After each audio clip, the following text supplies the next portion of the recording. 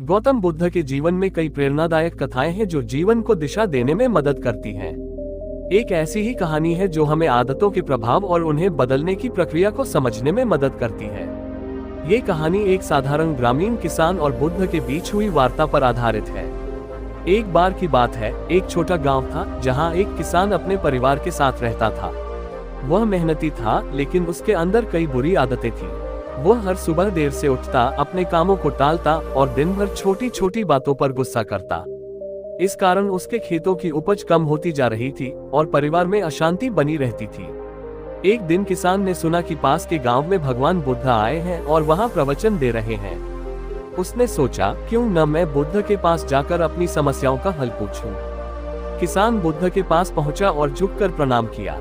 उसने अपनी समस्या बताते हुए कहा, भगवान, मेरे जीवन में बहुत परेशानियां हैं। मेरी आदतें खराब हो गई हैं। मैं गुस्सा करता हूँ, काम टालता हूँ और आलसी हो गया हूँ। कृपया मुझे इन आदतों को छोड़ने का उपाय बताएं। बुद्ध मुस्कुराए और बोले, पुत्र, आदतें ऐसी चीज हैं जो समय के साथ बनती हैं और इन्हें बदलने में धैर्य चाहिए।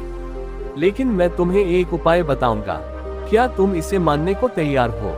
किसान ने सिर हिलाया और कहा, जी भगवान, मैं तैयार हूँ। बुद्ध ने कहा, तुम्हें पहले अपनी आदतों को पहचानना होगा और फिर उन्हें छोटे छोटे कदमों से बदलना होगा। सबसे पहले मुझे ये बताओ कि तुम्हें सबसे अधिक किस आदत से परेशानी होती है? किसान ने उत्तर दिया, मुझे अपनी गुस्से की आदत से सबसे अधिक परेशानी होती है। मैं छोटी छोटी बातों पर गुस्सा हो जाता हूँ और फिर पछताता हूँ। बुद्ध ने कहा, ठीक है, जब भी तुम्हें गुस्सा आए तो तुम एक काम करो। गुस्से में कुछ भी कहने या करने से पहले 10 गहरी सांसें लो। यह अभ्यास हर बार करना है। क्या तुम ये कर सकते हो? किसान ने हामी भरी और बुद्ध का आशीर्वाद लेकर वापस लौट आया। किसान ने बुद्ध के बताए हुए तरीके को अपनाया।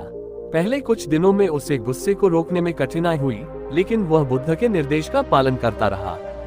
धीरे धीरे उसने महसूस किया कि गुस्से पर काबू पाना संभव है। 1 महीने के भीतर उसके गुस्से की आदत में काफी कमी आई।